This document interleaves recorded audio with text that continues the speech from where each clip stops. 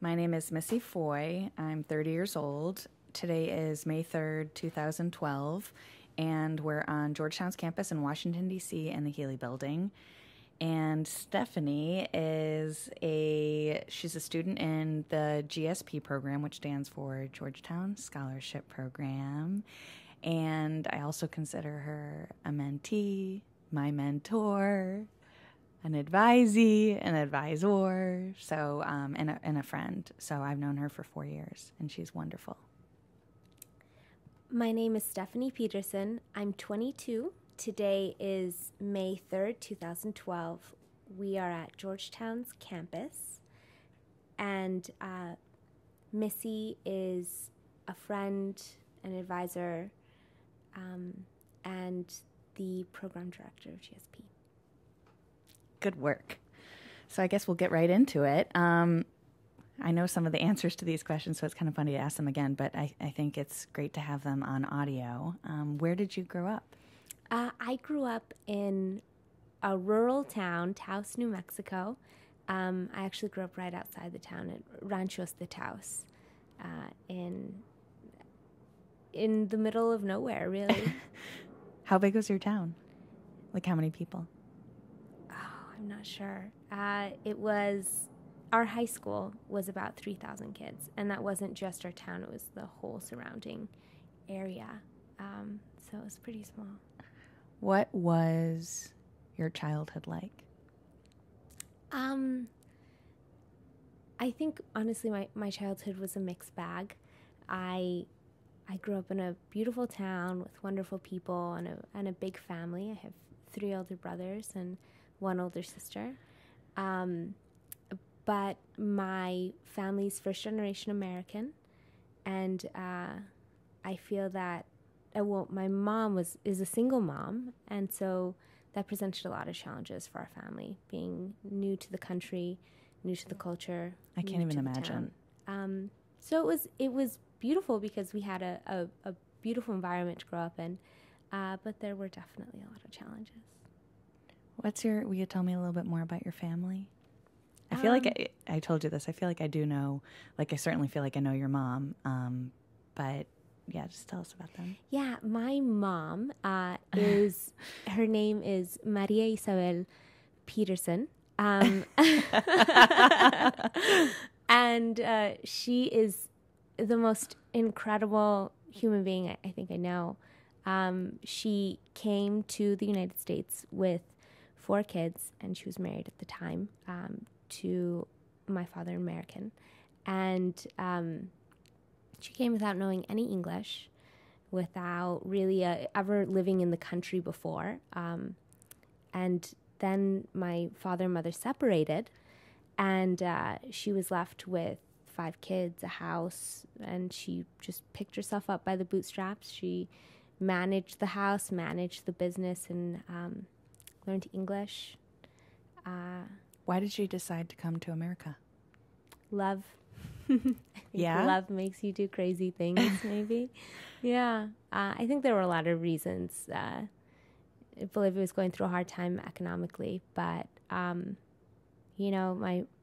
father was an American, and it seemed to make sense to move out of Bolivia at the time. How did she pick New Mexico? She didn't. He did. But he picked New Mexico because he thought that New Mexico has a base of Hispanic culture, and most people are Catholic. I think about 75-80% of people are Catholic. So that might be easier. So it might be easier for our family to integrate. Which I think that the people of Taos, New Mexico are just so open and welcoming that they brought us in anyway, no matter what we were. Yeah. It all worked. Yeah. Did you always know you would go to college?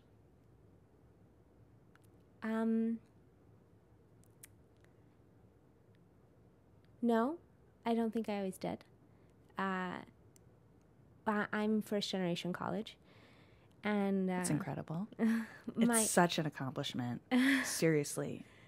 Well, I think that when a family is divorced, and there's a lot of issues with that, maybe children aren't guided in the right way. There are other problems to overcome before you think of the next step. You're kind of just living day to day. And my brothers didn't go to college immediately after, but eventually they did, I think, 4 years after they graduated. So they set a precedent for me, luckily. They're about 15 years older than me. So seeing them go to college while I was in middle school showed me that was a path I could take. But when I was doing my college applications and we saw the price of college and going through high school, my mom said, well, you're doing okay in school. You're pretty smart, but unless you find a way to pay for college, you can stay in Taos and help me run the business. So whenever I would get lazy or tired, she'd say, oh, no, that's fine, Stephanie. Don't go to school. Just stay here. Wash the floors. Hang out with me. Clean God. the kitchen, and you'll know how it is. If that doesn't inspire you. Yeah. So I even senior year, I hoped I would go to college as long as I had a means to pay for it. Yeah.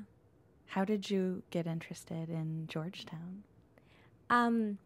I was very interested in international relations because my family is from Bolivia, and we did a lot of service in my town. That was a big part of becoming an American, I think, for our family.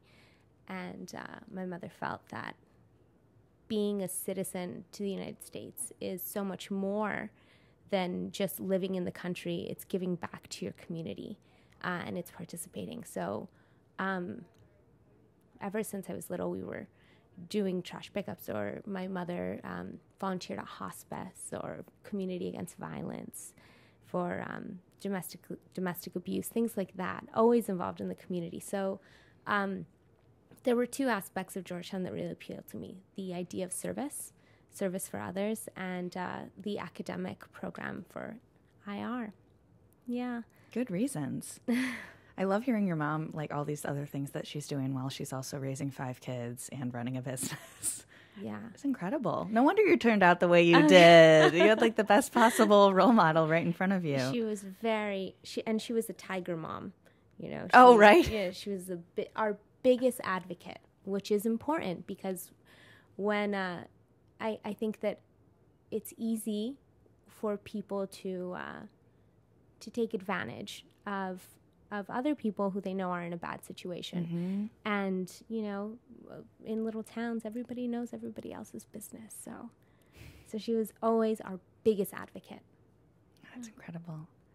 We were talking before the interview started about your family coming out for graduation, and what do you think that's going to be like? Your mom must be so proud of you and your siblings. Yeah, well, and I'm so proud of them. I'm the last of us to graduate from college. All of us went through, which is such a big accomplishment. It really is. I mean, it just doesn't happen. You know what I mean? And I'm so happy that I could finish the path, and that they're able to be here to see it. Stephanie, I love how humble you are, that you're like, I was just able to barely scrape by and graduate. Meanwhile, she got one of the most prestigious fellowships out there. She got the Pickering, which will cover graduate work and international affairs. And can you tell us a little bit about that? I'll have to drag it out of you. Well, I received the Pickering, which provides funding for the master's program, a master's program in international relations, but it's also a recruitment for the Foreign Service. So after the graduate program, I will serve as a Foreign Service officer for about at least 3 years, hopefully more. And I'm so excited to start on that path because that's what I've always wanted to do, diplomatic work, which is why I came to the School of Foreign Service. You are GSP's 3rd Pickering Fellow, and we have a 4th who's in her final round. Did you know Donna's in her final round? I did, and You've been helping, right? I've been talking to her and helping her in any way that I can, yeah. Why do you think it's important to help and encourage other people, particularly in GSP? Because you came to me and said, let me know who else is interested in the Pickering, and that's why we kind of started advertising it a little bit more. Absolutely. I think that as a first-generation college student, entering the college process can be daunting. And it was for me. I don't feel like I had enough direction. I don't think I had enough academic advice or somebody telling me what fellowships to apply to. And other people did, people whose parents had been through college and knew how this process worked. So I think it's important for the older students, the older first-generation students, to be the support system of younger students, to really hold their hand through the process.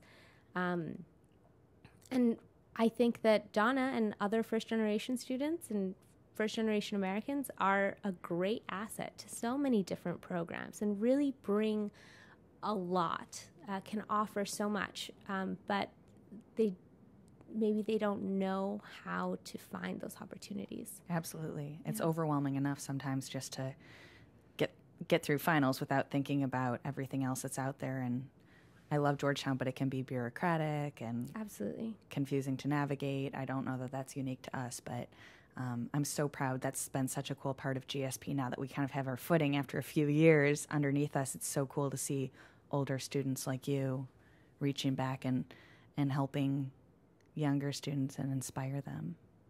Yeah. John, did you have a question? Okay. Can you tell me, I love this story. Will you tell me about getting your acceptance letter and all that? Yeah, well, so I got my acceptance letter in the mail, and it was, I think Georgetown does this on purpose, but it was a slender envelope, which from every other school means a rejection. So we open it up, and it's an acceptance. And it was just, I've been waiting for this forever, and I was crossing my fingers and hoping for it. I showed my mom, and she was excited, but it was kind of like, oh, what happens next? Where's the next piece of the puzzle, which is paying over $50,000 a year? It's unbelievable. Yeah. So did your scholarship have an impact on your decision to come here? The scholarship made it possible for me to come here. Absolutely. If I hadn't received financial help, I would not have been able to receive college education. It's that simple. And, I think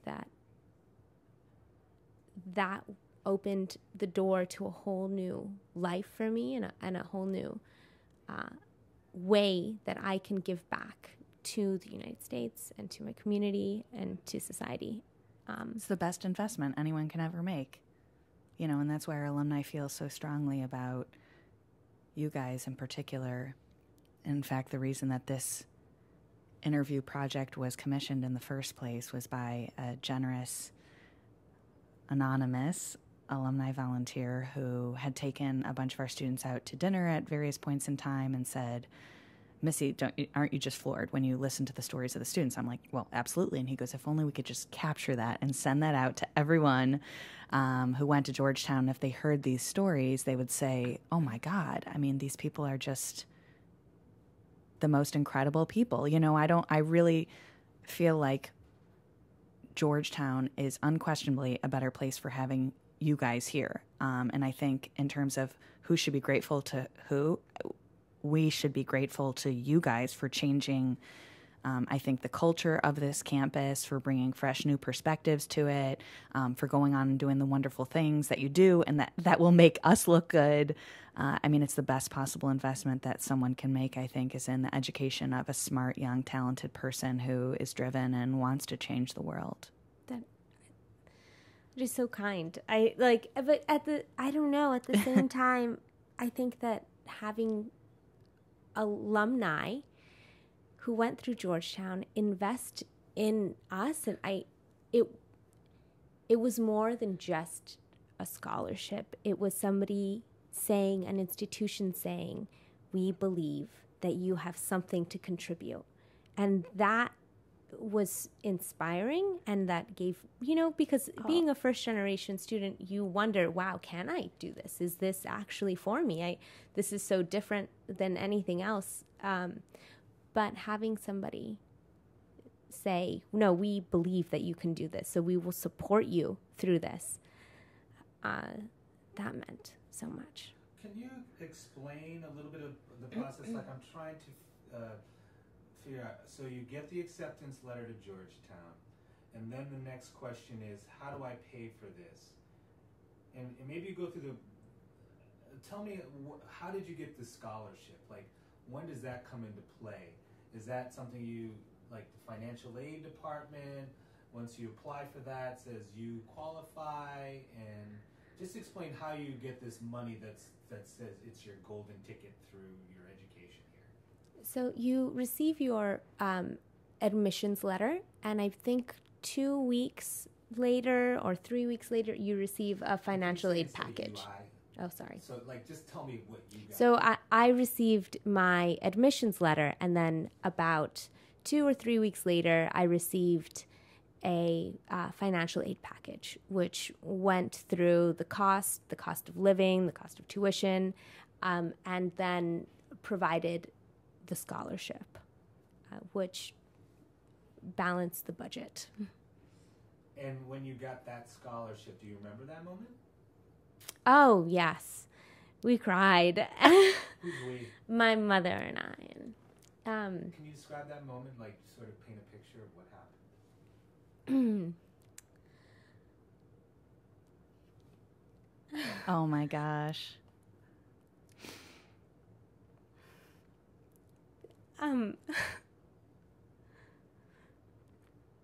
Now I'm gonna cry. Now I'm crying. This is a preview, by the way, of the graduation weekend.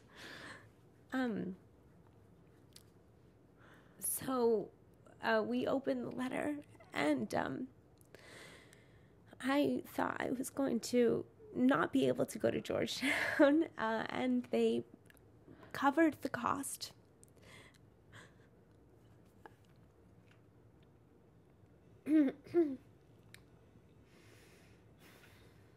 They covered the cost of tuition, of housing, of books. And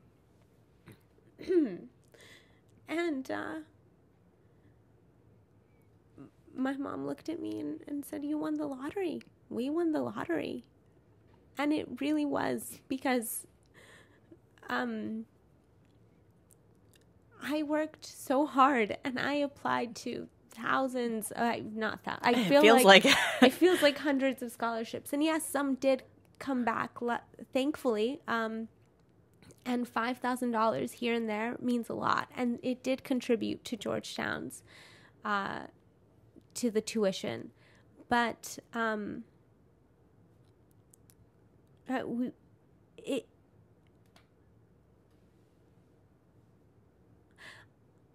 I don't know how you can describe the opportunity to go to college. And it changed my world. Do you remember when you thought you might not be able to go? I mean, were you thinking and what your options were then, or yes. What were you thinking? I mean, yes.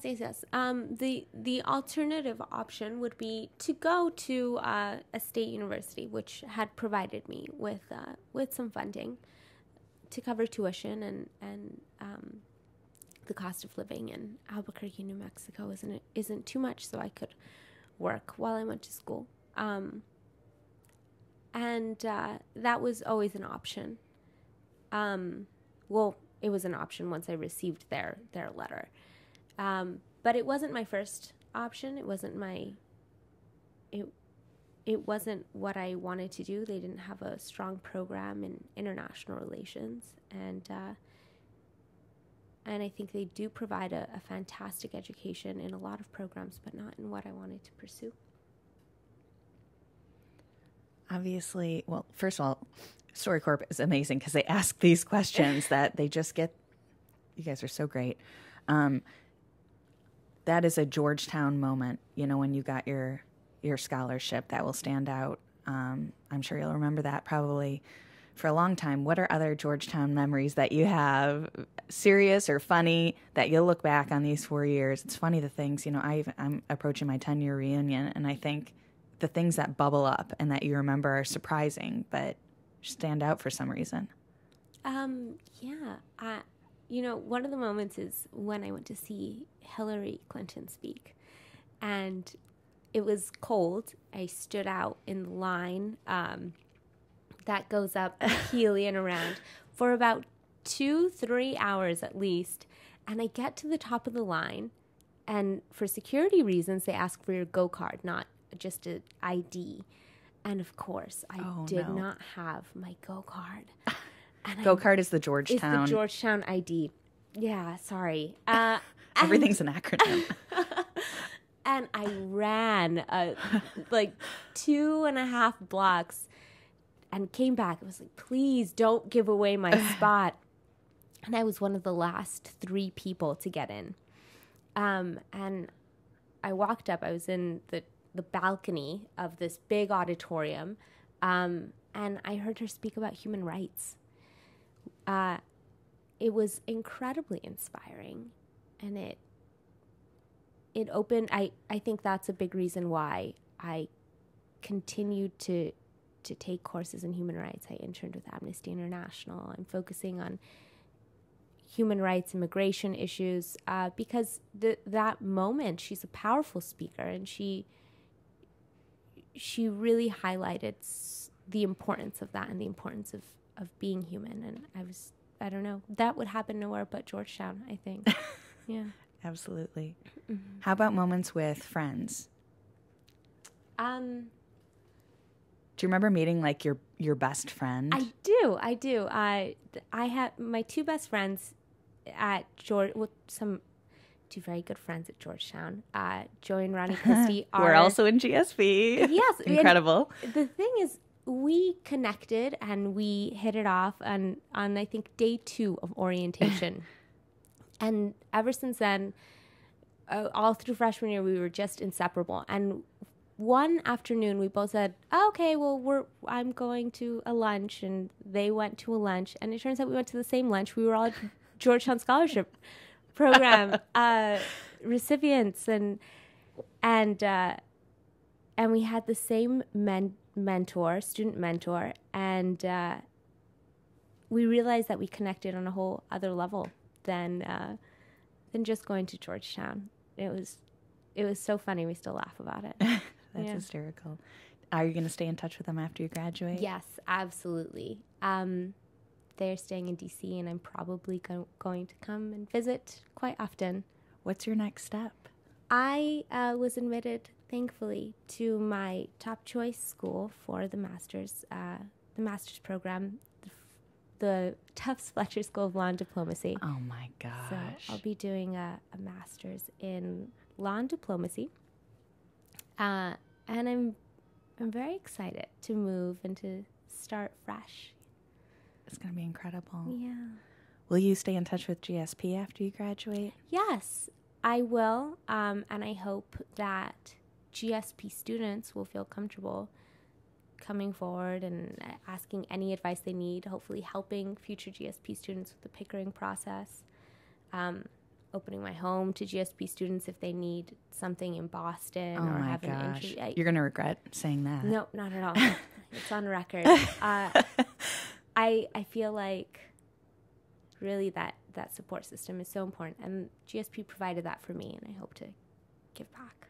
How do you think the program has changed over the years? I imagine these CDs being cataloged in the GSP office. So after you graduate and go off and change the world, and maybe even after I leave Georgetown, if that ever happens, if I'm ever able to tear myself away, that these stories will live on for future generations of GSP students. And what advice would you want to give them?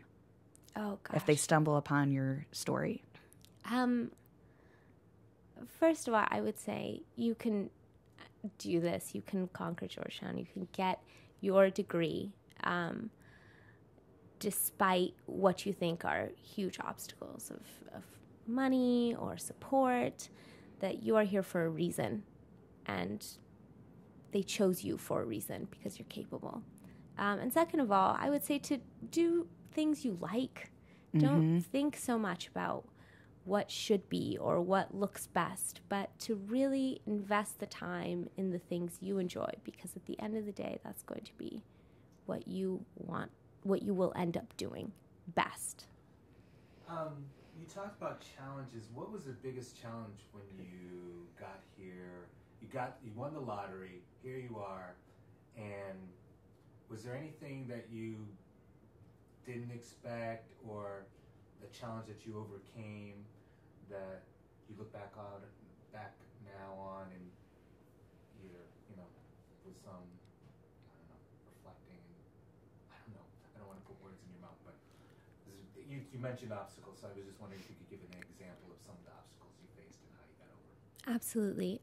One of the biggest obstacles for me was academic. My high school, wasn't necessarily equipped with the same resources and the same caliber of teachers, textbooks that, Deerfield is, or Exeter is, which are where my fellow students are coming from. And we're all graded on a curve. So I felt incredibly unprepared when I walked into my first international relations course, when I walked into my first economics course. And it was incredibly challenging, but also very disheartening. When you come in and you think, oh, I can do this, they invested in me, they believe in me. And I look around and I think, wow, all of these kids have already taken statistics, have already taken economics. And I did, but not really. You have to work twice as hard. And that's what I did. I worked twice as hard to keep up for my first 2 years. So, what does that mean? Give me an example of what's working twice as hard. What was working twice as hard? Yeah. She's tried to suppress these memories, and you're bringing them back.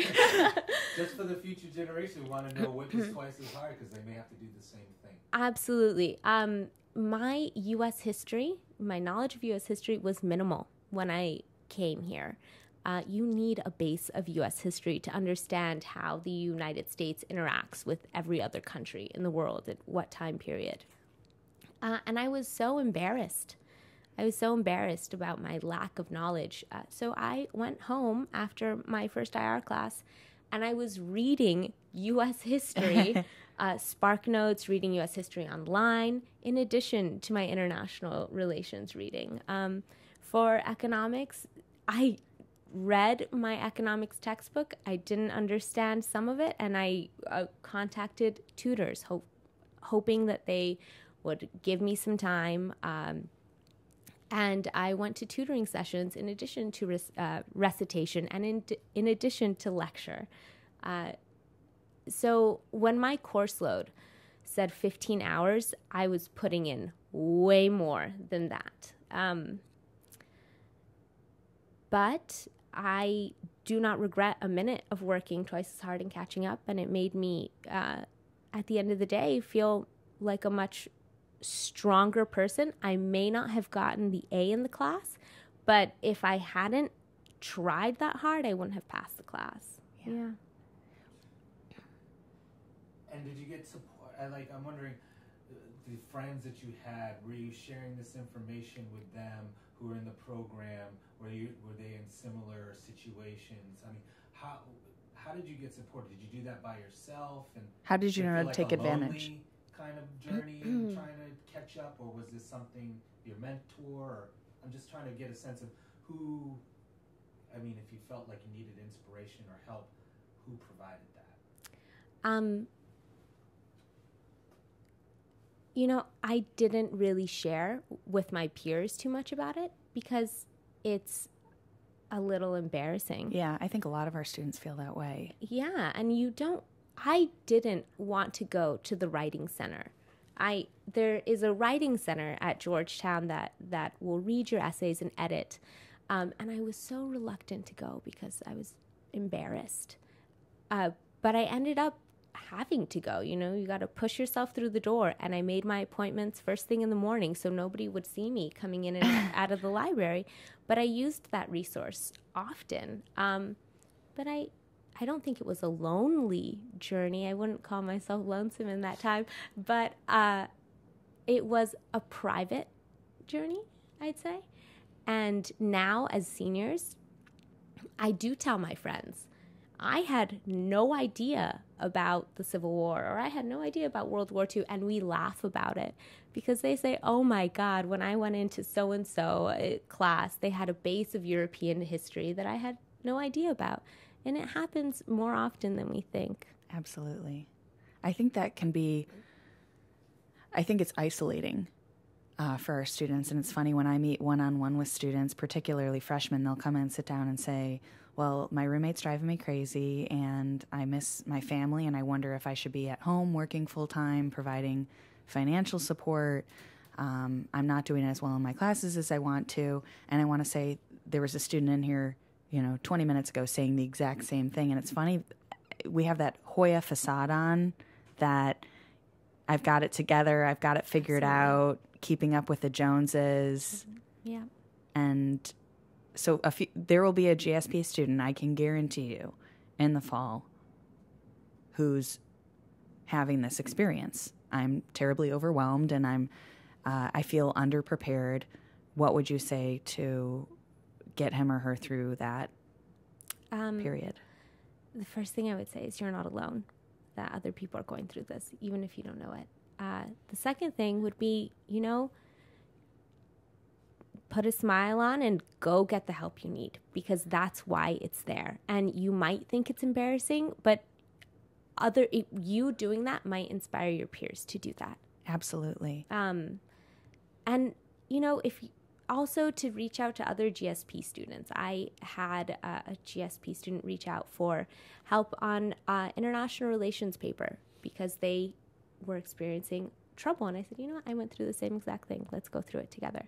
And that's it. And then they all see you and they see, oh my goodness, I can be as successful as Stephanie if I really work hard and accomplish some of the things that she's accomplished. I mean, go on and get the Pickering, go on to do my master's, go on to enter the Foreign Service. And if she struggled and I struggled, that doesn't mean my fate is sealed at this moment, Absolutely.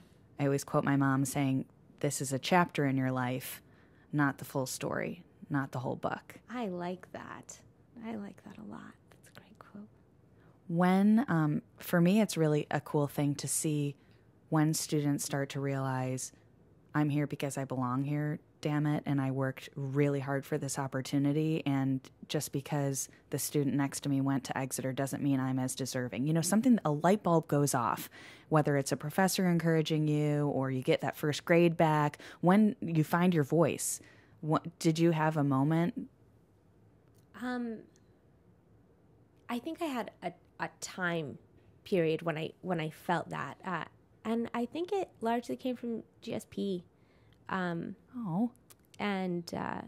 you're confronted with adversity. Some people are confronted with academic adversity or financial, maybe. And just, I don't know, having a support system here to say you belong here, and that reassurance, because I don't think it's a moment that everything turns. I think that it's having somebody there to remind you that, you can do this. And a lot of times tea and cookies and just...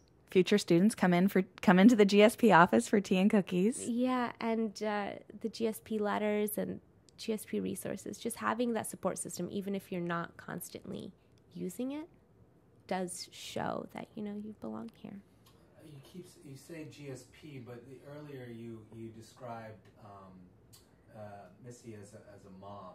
And I'm wondering if there's a moment that comes to mind between the two of you that can illustrate that. I think so. I went in to see Missy for tea and cookies, which is just, a casual meeting. And I think we talked for about an hour and a half, which I don't know if she had the time to put away to talk to me. I always have the time. But for you, always. And, I don't think there's anything we didn't talk about. And I felt, I don't know, I felt like so connected to GSP and the Georgetown community. And I thought, I am so fortunate to have an advocate on campus that I can come and talk to about anything in a safe and secure environment where I won't be judged. And that's like a mom. I mean, is there anything you can share, like, with us, about that conversation that was maybe outside of what you thought you were maybe even coming in to talk about? Oh, yeah. I think I was just coming in to talk about my study abroad experience or my study abroad prospects.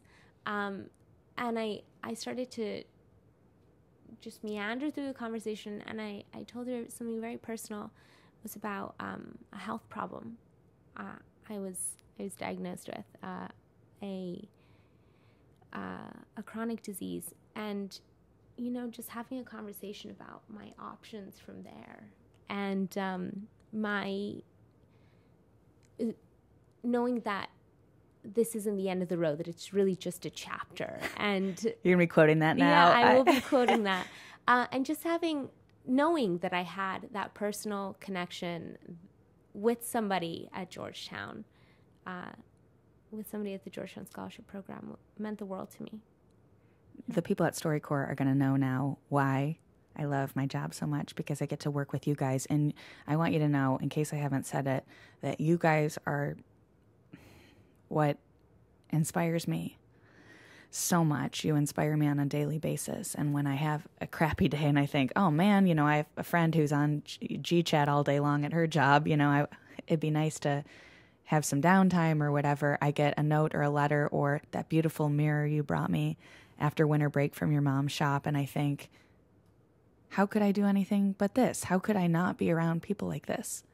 And so if I haven't said it, thank you for coming to Georgetown and sharing yourself with us and with me personally. I feel so blessed to know you. Missy. We're not supposed to do this. It's okay. Oh. And is there any moment with Stephanie? I mean, you say GPS students, but it sounds like you guys have a special bond, and I'm just wondering if there's something about her that has inspired you specifically. Oh my God. Well, everything about her inspires me. I really do feel like Instead of her, to speak to her. Okay. Everything about her inspires me. Everything. I mean, You. Like everything about you. Okay. Everything about you. Everything about you inspires me. I feel like I learn so much from our students. I'm just thinking, even this past year when you brought in, you came in and you were reading Nice Girls Don't Get the Corner Office. And it's a book I had heard and I should read and blah, blah, blah. And we ended up having this whole awesome conversation about women and female role models and empowerment and feeling like you can ask for things and you should ask for things. And then a few days later, Stephanie dropped the book off, and Christine in our office and I just quickly devoured it. And we're like, no, this is, what did she tell me? I had taken a bus to New York for work and sat 8 hours in traffic on the New Jersey Turnpike. And Christine said, no, Stephanie would not put up with that. It doesn't, nice girls don't sit on the New Jersey Turnpike for 8 hours in a bus. You take the train, and so that's just a very recent example of something that she's inspired me as a really positive female role model who goes out there and, you're so accomplished, you're incredible. And it really is inspiring. I just try to keep up with our students. I do. I just try to tread water. So much more than that, Missy.